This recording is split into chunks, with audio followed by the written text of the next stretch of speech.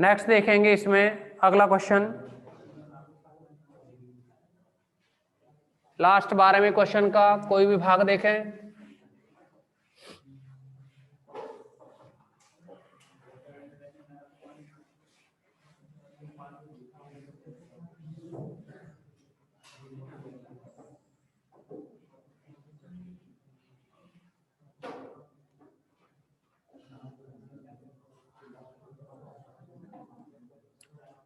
और ये है, इसमें कोई भी पार्ट समझ सकते हैं आप इसका 12वें का। ए भाग है जैसे कि i इक्वल टू 0 से अनंत x 4 upon 1 plus x square की पावर 4 साथ में dx। ओके, अब देखो यहां इसमें मेन होता है कि किसे क्या माना जाए। अगर हम इसमें x equal to ten theta माने, क्या मान लें, x equal to ten theta, उससे क्या है 1 प्लस टेन स्क्वायर बनेगा ना, जो कि सेक स्क्वायर हो जाएगा। ठीक है ना, x equal to 1 plus ten, यहाँ x equal to ten theta माना x equal to ten theta, तो आप देखेंगे यहाँ डी एक्स की अगर वैल्यू निकाली जाए तो टेन का होगा सेक स्क्वायर थीटा और डी थीटा। अब इस वैल्यू को ऊपर रखा जाए और लिमिट भी देखिए, यदि एक्स जीरो, एक्स का मान 0 रखो तो टेन में कब होता है 0 मान, 0 पे ही होता है ना। और दूसरा, यदि एक्स बराबर अनंत तो थीटा बराबर पाई बाई 2 हो गया ना ये एक्स का मान। अब इन वैल्यूज को ऊपर रखो, तब आई इक्वल टू लिमिट 0 से पाई बाई 2 में चेंज हो गई, एक्स की जगह रखेंगे हम 10, तो ये बनेगा टेन 4 थीटा अपॉन में 1 प्लस एक्स की जगह 10 रखेंगे तो टेन स्क्वायर थीटा और इसकी पावर 4 इनटू में कितना है dx, dx का मान है ये सेक स्क्वायर थीटा और डी थीटा। ठीक है, कोई प्रॉब्लम तो नहीं ना किसी को। अब देखेंगे आप 0 से लेकर के पाई बाई 2, ऊपर है ये टेन फोर को आप चाहें तो साइन 4 थीटा अपॉन में कॉस 4 थीटा, और 1 प्लस टेन स्क्वायर क्या होगा सेक स्क्वायर, सेक स्क्वायर की घात 4 तो कितना बनेगा सेक 4 थीटा ना 8, है ना। और साथ में क्या है ऊपर सेक स्क्वायर थीटा। एक बात बताइए आप, या तो कॉस 4 को ऊपर ले, सेक 8 को ऊपर ले जाओ कॉस बन जाएगा। अभी देखो सेक स्क्वायर को अपॉन में लाएं कॉस स्क्वायर बनेगा, 4 और 2 6 हो जाएंगे, 6 8 में से घटा दो, सेक 2 बचेगा नीचे, सेक 2 को ऊपर ले जाओ कॉस 2 बन जाएगा ना कॉस 2, और ऊपर कितना है साइन 4, और ऊपर क्या हो जाएगा कॉस 2 थीटा, और कोई दिक्कत तो नहीं ना किसी को। अब लगा दो आप जो भी फॉर्मूला पढ़ के आ रहे हो अब तक, गामा फॉर्मूले का यूज करेंगे तो 4 प्लस गामा m प्लस 1/2 यानी 4 प्लस 1/2 अर्थात 5/2, फिर आएगा गामा 2 प्लस 1/2 यानी 2 प्लस 1 करोगे तो 3/2, और क्या आएगा 2 गामा, और ये बनेगा 4 प्लस 2 यानी 4 और 2 6 और 2 8, 8/2 यानी 4, 5/2 का प्रसार करोगे 3/2, 1/2 रूट पाई, 3/2 का प्रसार करोगे तो 1/2 रूट पाई, और ये क्या बनेगा 2 गुणा गामा 4 का मतलब 3 2 1, 3 से खत्म 3, रूट पाई पाई, 2 गुणा 2 गुणा 2 8, 8 गुणा 2 16 गुणा 2 32। कोई दिक्कत, नोट करोगे ये।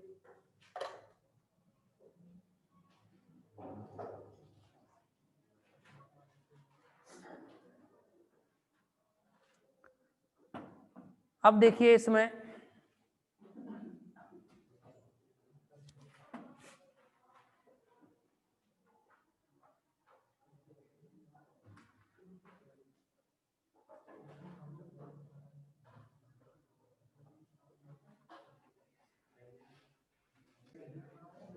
अब आप आगे लिखेंगे बीटा फंक्शन के लिए, ये गामा फंक्शन था, गामा फंक्शन की प्रॉब्लम आपको करा दी गई। अब इसमें क्या करेंगे आप, हेडिंग डालेंगे बीटा फलन। देखिए गामा फलन या बीटा फलन में से कोई भी एक नंबर की डेफिनेशन आ जाती है पूछने को, और 100% आपसे पूछ ली जाती है, इसीलिए आपको 100% जवाब देना होगा। ठीक है ना? हंसते हो आप लोग, खाली छोड़ के आओगे क्या पेपर? हंसो क्यों भाई? जवाब नहीं देंगे तो खाली छोड़ के आओगे पेपर? लिखेंगे आगे बीटा फलन, बीटा फलन, और इसमें लिखेंगे बीटा फलन में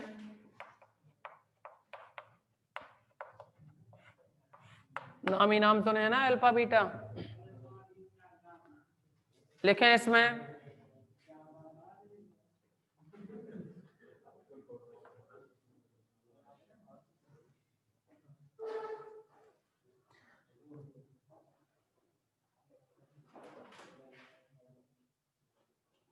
m तथा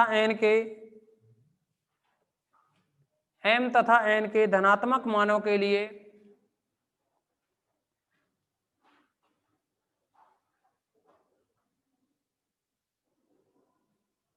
m तथा n के धनात्मक मानों के लिए समाकल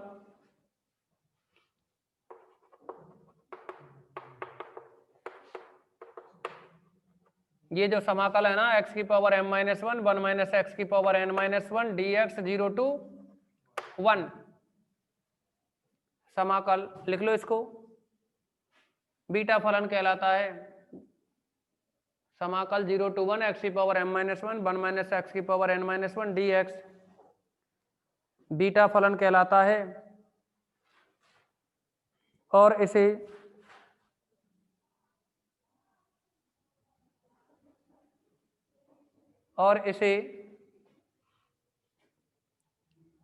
बीटा एम एन से व्यक्त करते हैं, बीटा एम कॉमा एन से व्यक्त करते हैं, अर्थात बीटा एम एन से व्यक्त करते हैं, अर्थात beta M N equal to this.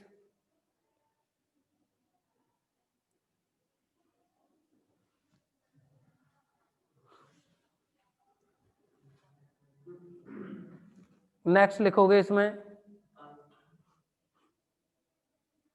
इसे आयलर बीटा फलन भी कहते हैं। आयलर, ऑयलर, हाँ तुम जैसे भी पढ़ लें, पढ़ तो लो।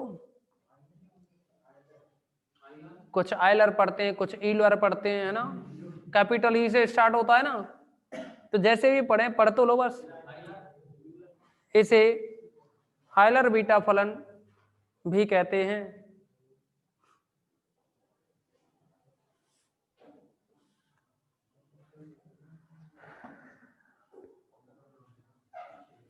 कुछ संबंध पढ़ाएंगे आपको इसमें, और लिखोगे पहला beta M N equal to beta N M, समझे कि नहीं? Beta M N equal to beta N M, इसमें समझें आप, प्रूफ समझो इसका। ये तो आप जानते हो, हम जानते हैं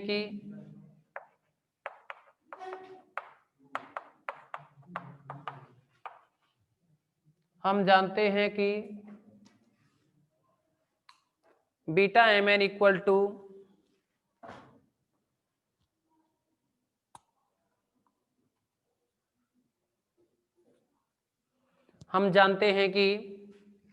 beta M N equal to 0 to 1 x की power m minus 1 1 minus x की पावर n माइनस 1 और dx, ठीक है ना?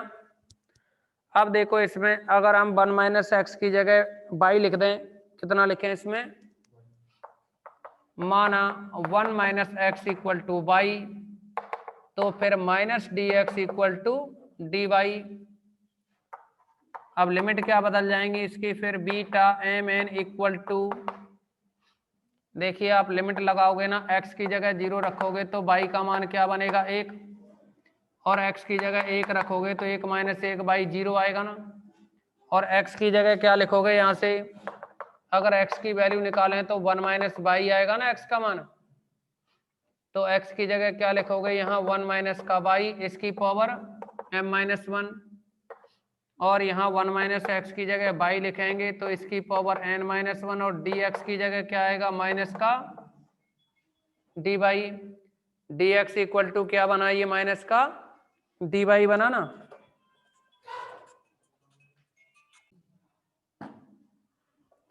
अब देखिए इसमें यहां हमने x की वैल्यू रखी, अब इसको देखो माइनस की वजह से ये लिमिट चेंज हो जाती है ना 0 से 1, और ये बाई की पावर कितनी है n माइनस 1, 1 माइनस बाई की पावर है ये m माइनस 1, साथ में डी बाई, साथ में कितना है ये डी बाई। अब देखो आप अगर इसको बाई को x में बदल दें तो कोई फर्क पड़ता है क्या, नहीं पड़ता ना। प्रॉपर्टी फर्स्ट से 0 to 1 x की power n minus 1, 1 minus x की पावर m माइनस 1 और डी बाई डी एक्स। अब यहां आप समझेंगे कि पहले जो बीटा एम एन था उसमें ये पहले m बाद में n, अब क्या हो गया पहले n बाद में m, तो इसको आप बीटा एन एम नहीं लिख सकते क्या। तो यही तो प्रूफ करना था ना मैं कि beta M N equal to beta N M, first part ये प्रूफ हुआ। नोट करें सभी।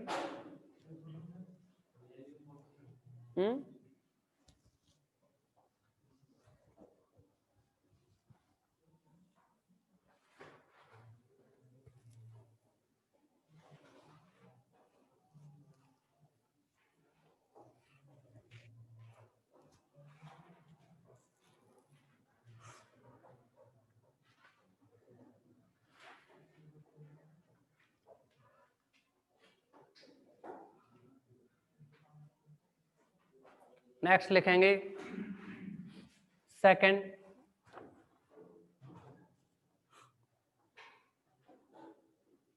एक और बनेगा इसमें beta M N equal to, दूसरा पॉइंट कंप्लीट हो गया ना ये।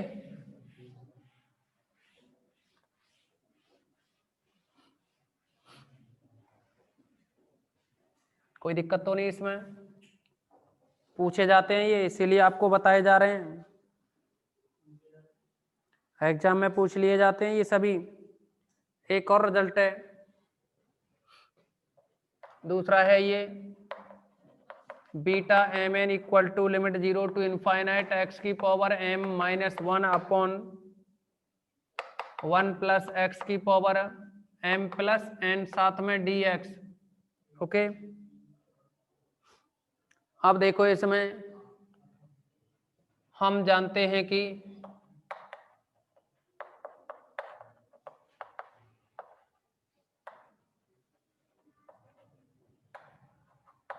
Beta M N equal to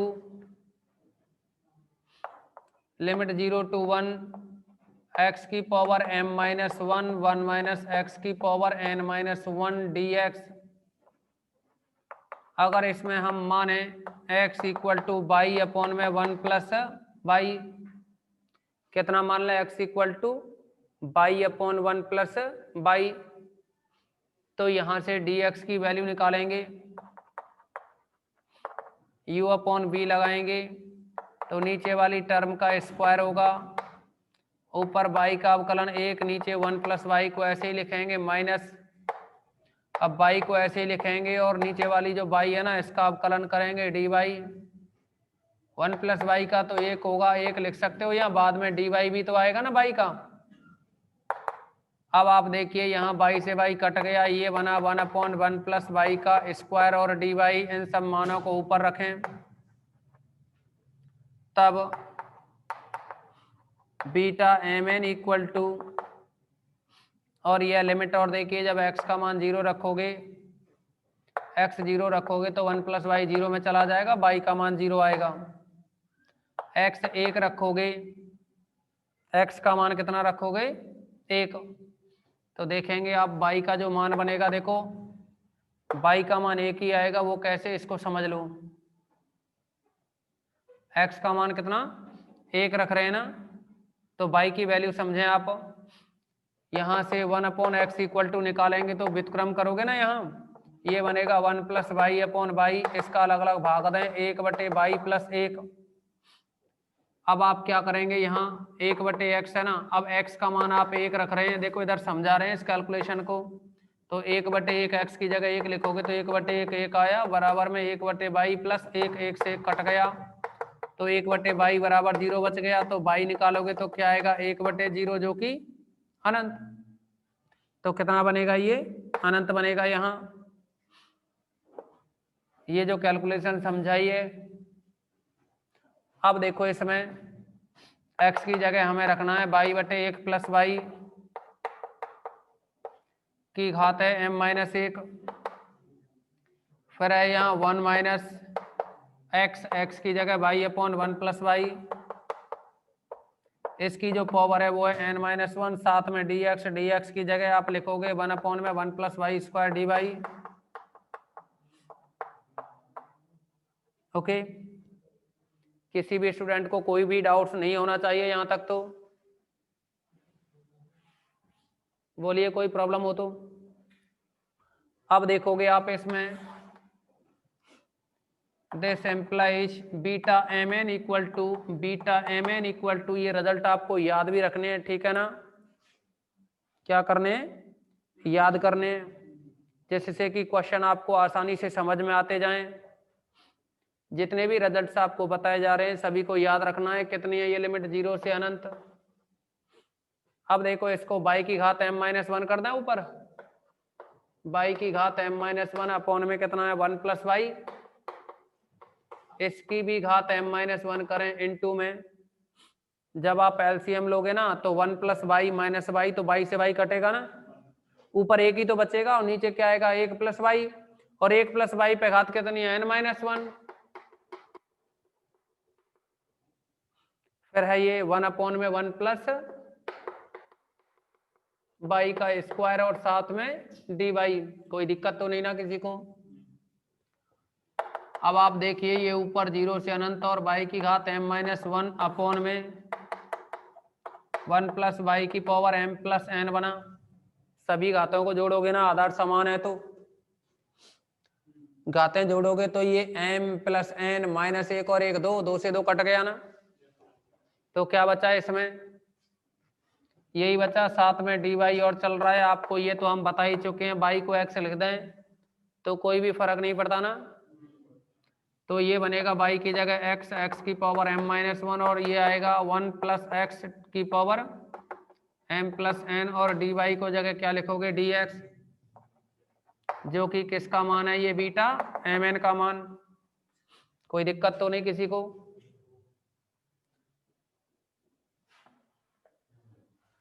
note करें इसे। एक और रिलेशन बताएंगे अभी इसमें।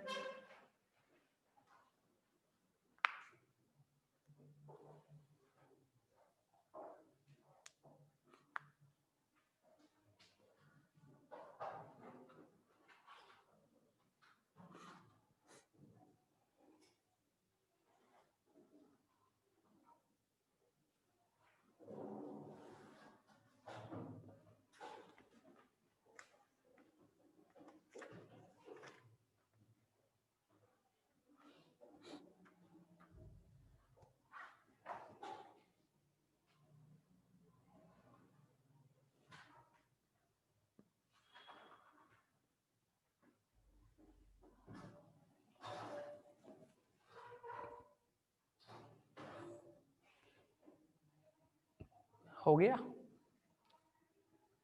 नेक्स्ट देखिए इसमें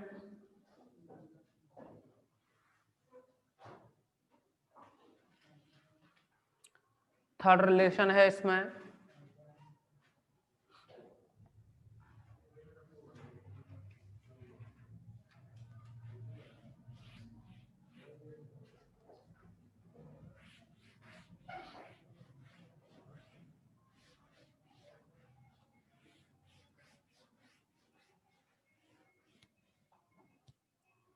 तीसरा रिलेशन रहेगा इसमें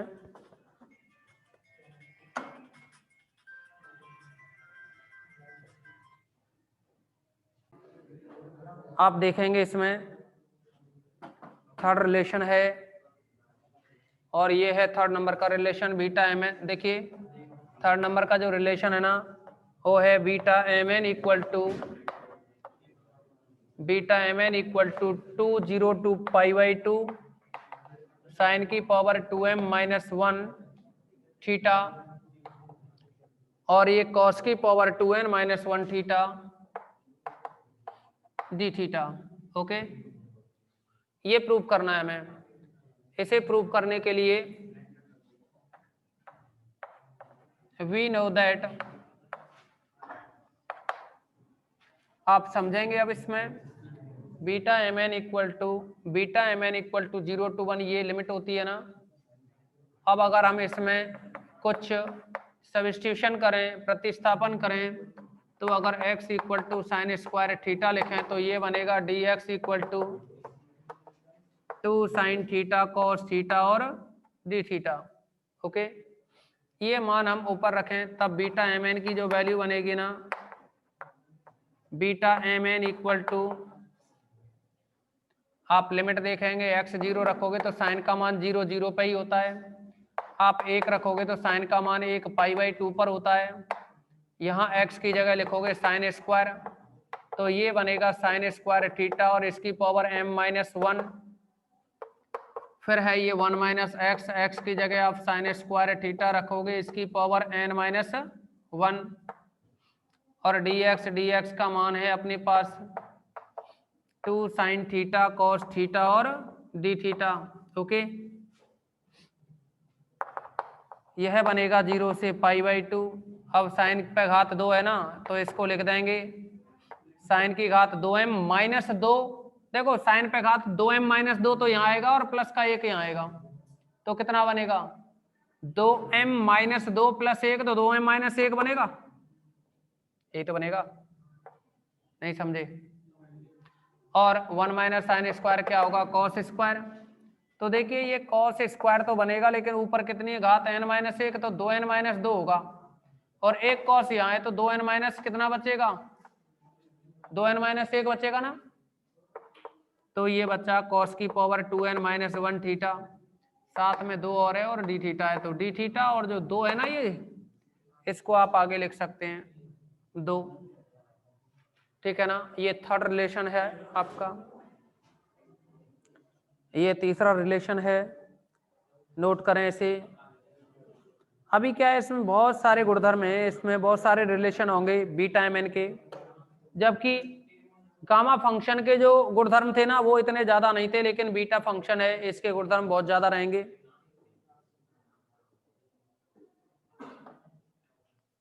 जिनको आपको बारी बारी से प्रूफ भी करना है और साथ में इनको याद भी रखना है। ओके, इस मीटिंग में बस इतना ही रखेंगे, नेक्स्ट अगली मीटिंग में डिस्कस करेंगे।